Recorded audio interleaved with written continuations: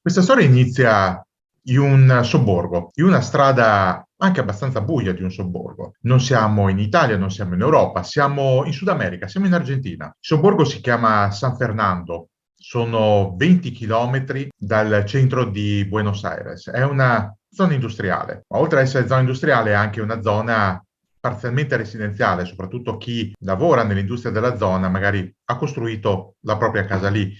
Nella maggior parte delle case si tratta di case di operai, ma anche di piccoli dirigenti. Ecco, il nostro uomo è proprio un piccolo dirigente. Lavora nella filiale argentina della Mercedes-Benz, il colosso automobilistico tedesco. E lui stesso parla un ottimo tedesco, oltre allo slang spagnolo che si parla in Argentina. Attenzione, non è il castigliano classico, non è quello che si parla in Spagna, a Madrid, no, è una specie di dialetto. Ebbene, quest'uomo scende dall'autobus, è sera tarda, e si dirige verso casa. Dalla fermata fino a casa è circa mezzo chilometro. Ovviamente la fa a piedi, sul marciapiede. Da poco sta camminando e avverte una voce che gli dice: Disculpe, signor, usted es Riccardo Clement? Cioè, mi scusi, signore, lei è Riccardo Clement? Lo chiama per nome, ma nella voce di quell'uomo che gli rivolge quella domanda c'è qualcosa di strano. Qualcosa di strano perché è una voce senza accento, una voce calma, garbata, cortese, ma non è una voce argentina. Non ha l'inflessione argentina e soprattutto parla castigliano. Quindi è uno straniero, qualcuno venuto da fuori. Ed è quel dettaglio che fa scattare nella mente dell'uomo, in questo Riccardo Clement, teniamo bene a mente questo nome, fa scattare un piccolo campanello d'allarme. Riccardo Clement decide di non rispondere, decide di continuare a camminare, ma sulla sua strada incontra altri due uomini, robusti, forzuti, questi non gli dicono neanche una parola. Lo afferrano per le spalle, per le braccia, cercano di immobilizzarlo. Riccardo Clement accenna un tentativo di reazione, ma alla fine viene sbattuto a terra, un bavaglio sulla bocca, un copricapo, un cappuccio in testa, e viene caricato a viva forza su un'auto, coperto con una coperta e via. È un rapimento, ormai l'avete capito. Ma c'è qualcosa di particolare in quel rapimento, perché non è il classico rapimento a scopo estorsivo, non sono dei gangster. Non è nemmeno un rapimento con fini terroristici, d'altronde chi è che rapirebbe un piccolo quadro dirigenziale? Piuttosto si va a rapire il direttore di una filiale o il direttore commerciale o comunque qualcuno che possa avere dei chiari interessi. Allora perché rapire Riccardo Clement? Forse perché quell'uomo non si chiama Riccardo Clement, non si chiama neanche Riccardo Clement, non si chiama nemmeno Otto Henning, che è un altro nome che ha usato. Quell'uomo non si chiama nemmeno Otto o Adolf Eichmann, no, sono tutti nomi che nel tempo si è inventato per coprire la sua reale identità. Quell'uomo si chiama Otto Adolf Eichmann. Sì, proprio quell'Eichmann, il ricercato numero uno da parte di diverse polizie e soprattutto della Commissione Z di Ludwigsburg, del cacciatore di nazisti Simon Wiesenthal e del governo israeliano. È lui il rapito di quella sera dell'11 maggio 1960 a San Fernando, sobborgo industriale di Buenos Aires. È lui il ricercato numero uno nella caccia ai nazisti. E questa è la storia sua e del suo rapimento.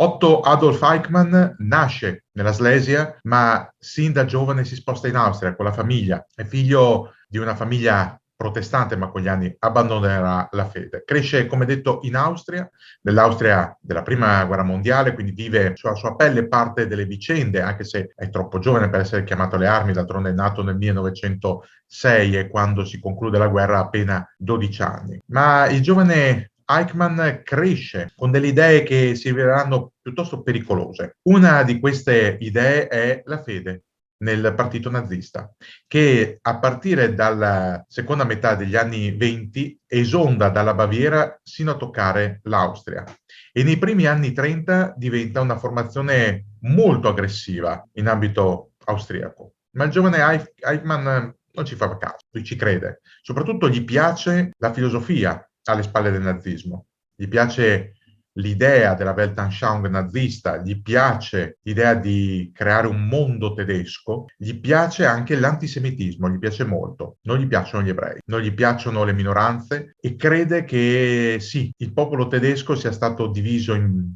almeno due stati, se non di più, in maniera ingiusta. Nel 1932 Adolf Eichmann, a 26 anni, si iscrive al partito nazista austriaco e all'SS. L'anno dopo entrambe le formazioni vengono dichiarate fuori legge, quindi clandestine. Tra l'altro saranno protagoniste del tentato golpe contro la Repubblica Democratica Austriaca con l'uccisione del cancelliere Engelbert Dollfuss. Come reagisce Eichmann? In maniera molto semplice, scappa in Germania, torna a casa, si direbbe.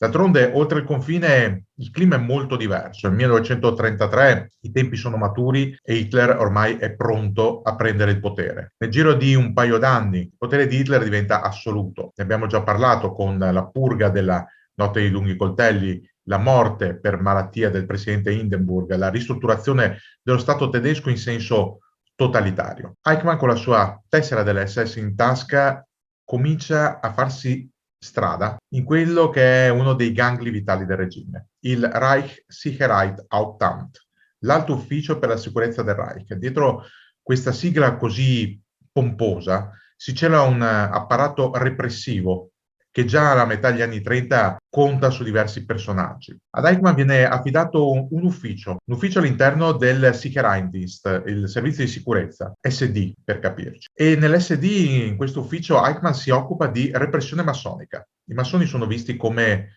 un pericoloso nemico per lo Stato nazista e quindi Eichmann si impegna. Cosa fa? Da un lato compila le liste di proscrizione, le liste dei massoni tedeschi da spedire in campo di concentramento, le liste dei templi che vengono assaltati, saccheggiati, distrutti e col bottino realizza una mostra antimassonica, condita poi da manifesti con degli slogan ideati da lui stesso, una mostra che ha un discreto successo anche tra gli alti papaveri del partito nazista, tant'è vero che in breve più di qualcuno, tra Göring, Himmler, Kaltenbrunner, si accorge del talento di quel giovane cresciuto in Austria e decide di premiarlo, prima con delle promozioni, fino a farlo diventare Untersturmführer, cioè sottotenente, e poi affidandogli allo scoppio della guerra un altro ufficio, non più nell'SD, ma nella Geheime Staatspolizei, la Gestapo. È l'ufficio D4, ufficio razza ebraica. Qual è l'obiettivo di questo ufficio? Inizialmente, già prima della guerra, si parlava di reinsediare gli ebrei altrove,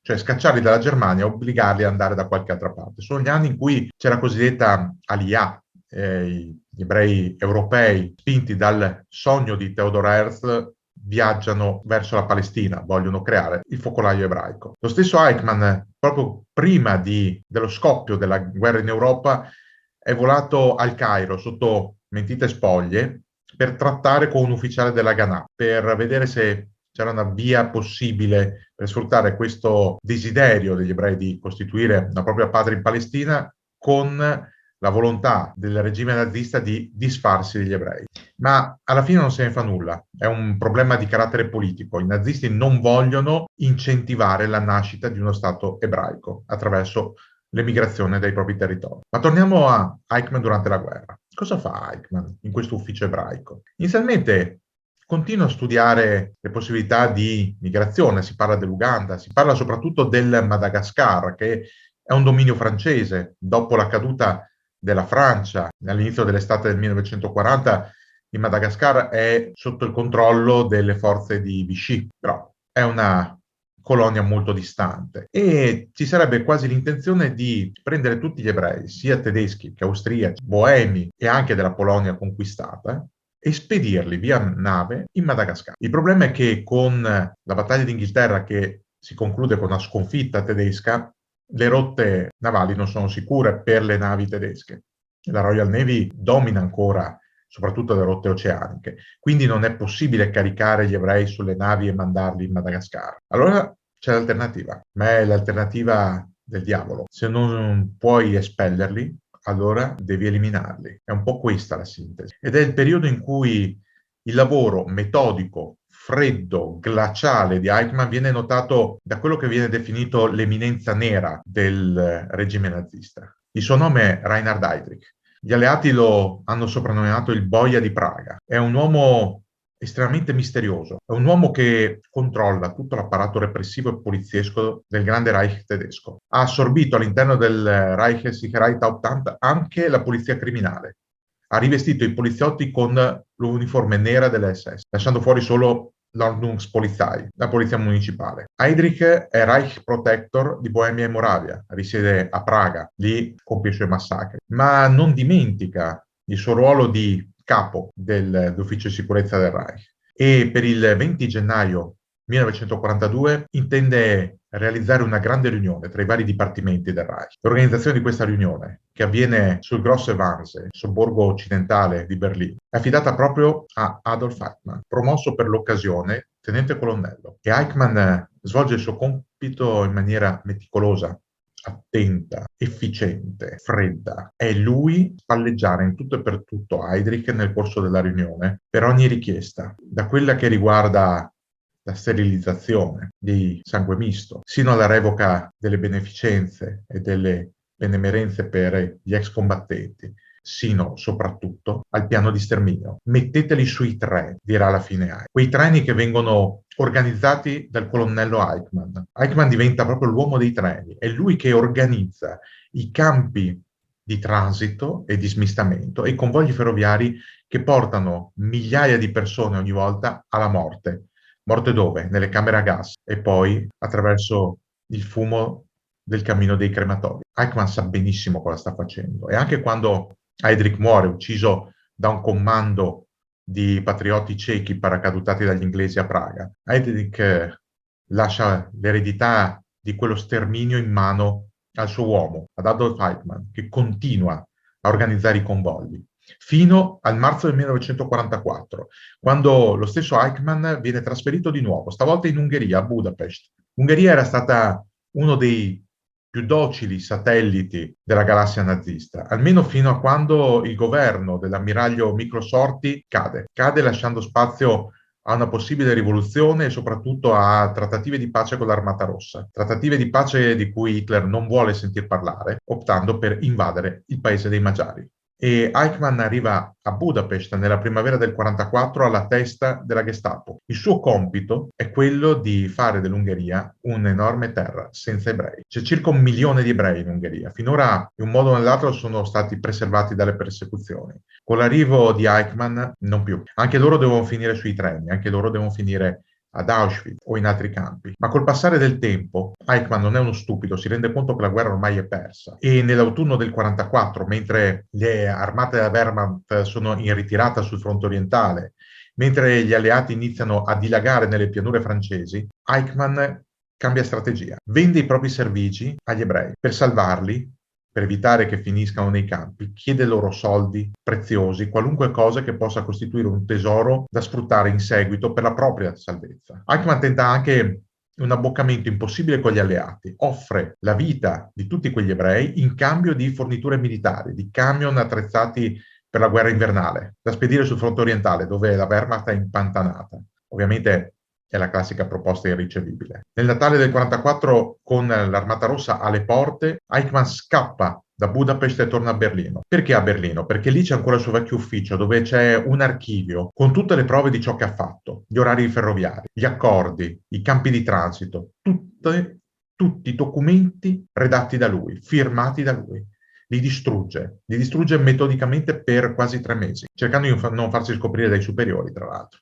E prima che Berlino venga assediata, Eichmann scappa di nuovo, va in Austria con la famiglia e con tutti i soldi e i preziosi che ha trafugato in Ungheria. Inizialmente pensa di nascondersi da qualche parte, ma capisce che non può farcela. Non può farcela perché da un lato i sovietici, dall'altro gli anglo-americani stanno dando la caccia ai criminali di guerra. Dopo la scoperta di Dachau e di Buchenwald, americani e inglesi non hanno più pietà nei confronti di SS e Waffen-SS. Appena li trovano li ammazzano sul posto. Sono schifati gli alleati da quello che hanno scoperto nei campi. E per i criminali nazisti non c'è nessuna pietà. Eichmann allora si inventa il primo colpo di teatro, si presenta spontaneamente agli alleati, ma dà un nome fasullo. Dice di chiamarsi Adolf Eichmann e di essere un reduce dell'Africa. Non gli credono. Però è chiaro che inizialmente è difficile ricostruire la sua identità.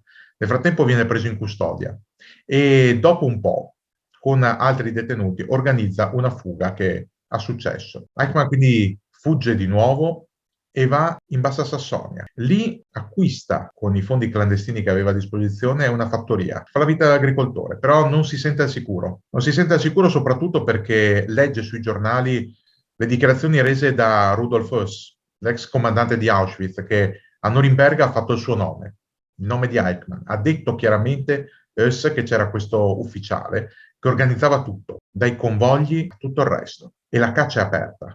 Il nome Eichmann finisce in cima alla lista ricercati. Allora Eichmann capisce che deve fuggire di nuovo. E dove va? Va verso sud stavolta.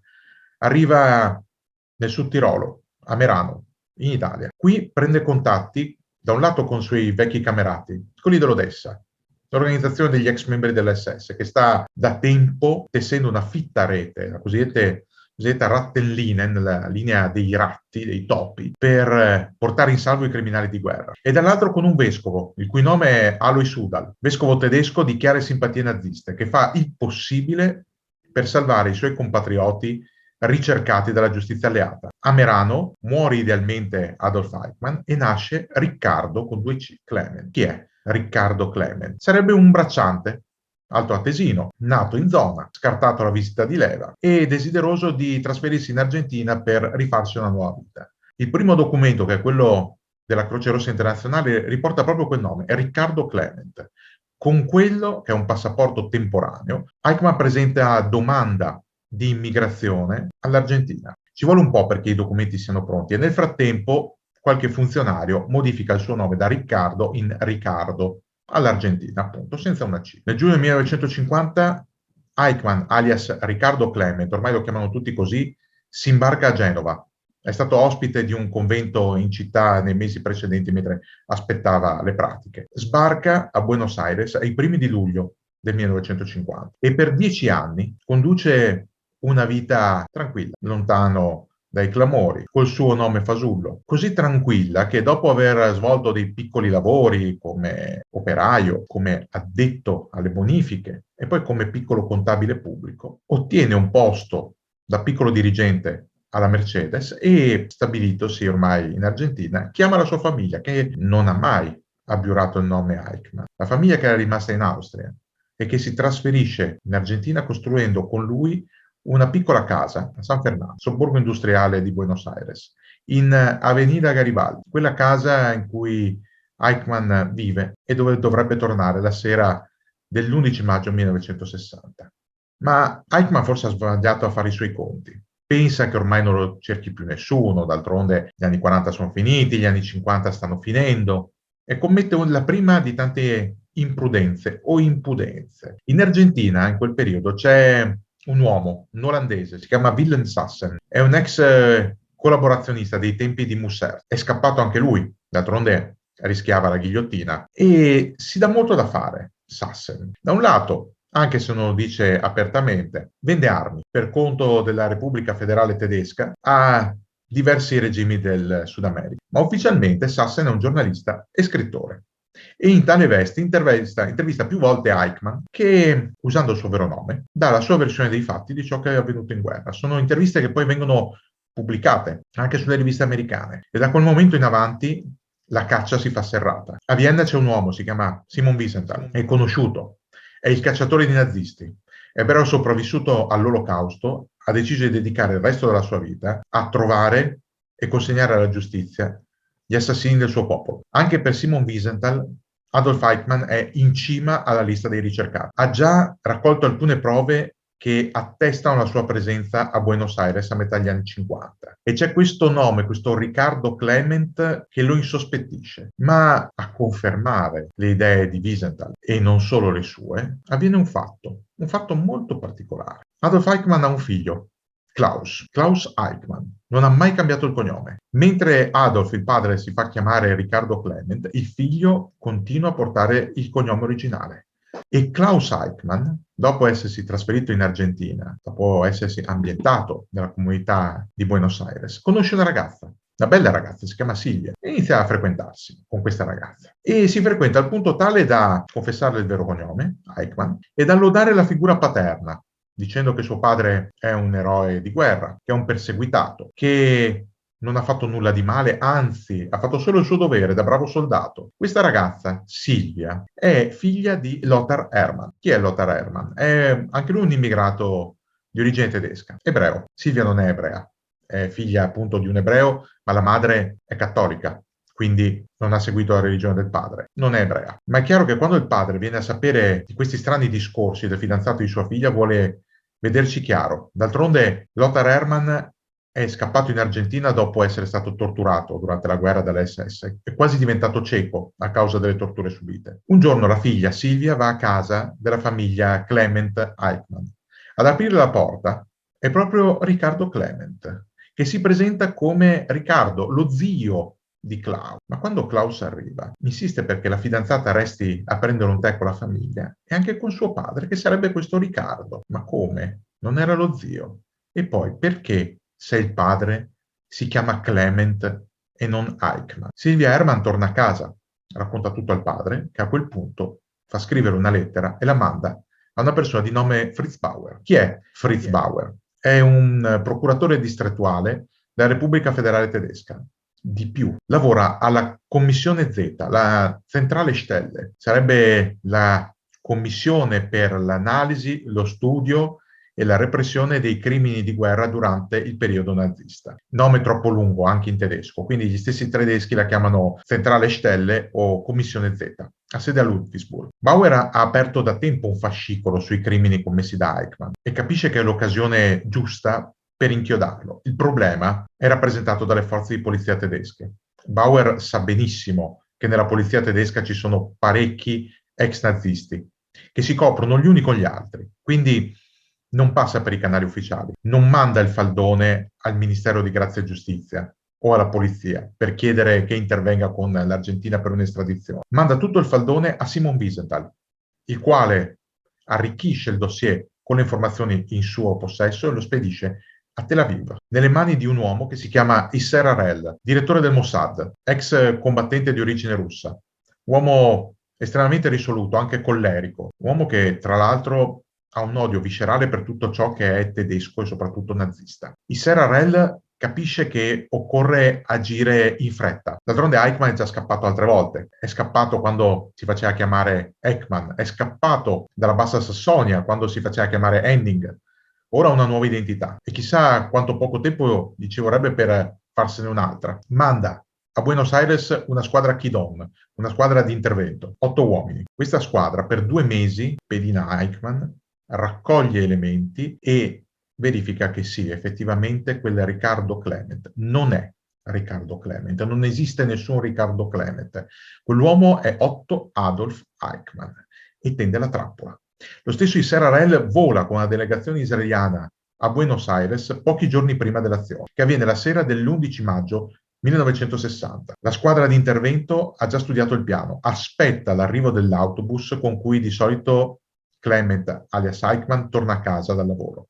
Il primo autobus è vuoto e quasi l'operazione viene rinviata. Il secondo, che arriva mezz'ora dopo, ha a bordo l'obiettivo. Entra in funzione la squadra. Il primo uomo è quello che approccia Eichmann e gli dice: scusi, lei è il signor Riccardo Clement?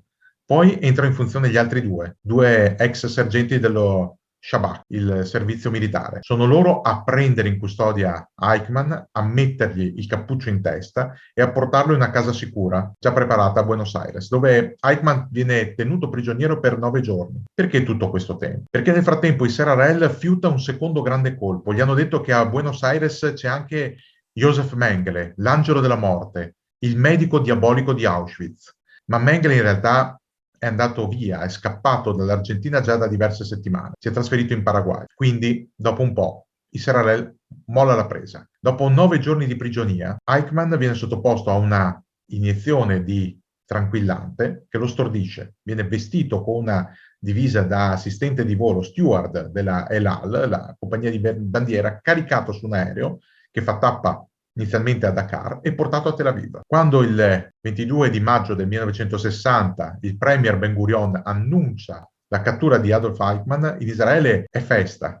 Nel resto del mondo ci sono scene contrastanti. A Buenos Aires per poco non inizia un vero e proprio pogrom antisemita. Ci sono delle associazioni e dei partiti di stampo neonazista che danno la caccia agli ebrei. C'è imbarazzo all'interno dei servizi segreti americani e quelli tedeschi, perché d'altronde la Germania ha al suo interno ancora tanti ex criminali di guerra che magari vivono una seconda vita, magari con nomi fasulli, mentre gli Stati Uniti sanno bene di aver dirottato in Sud America tanti criminali, torturatori della SS utilizzati adesso per aiutare i regimi dittatoriali contro la minaccia comunista. L'Argentina stessa interviene all'ONU chiedendo l'apertura di una crisi diplomatica per violazione della propria sovranità. Golda Meir, ministro di Israele, se la cava dicendo che in realtà ad agire non sono stati agenti israeliani. È una bugia, la Golda Meir sa benissimo che l'unica strada in quel caso è mentire,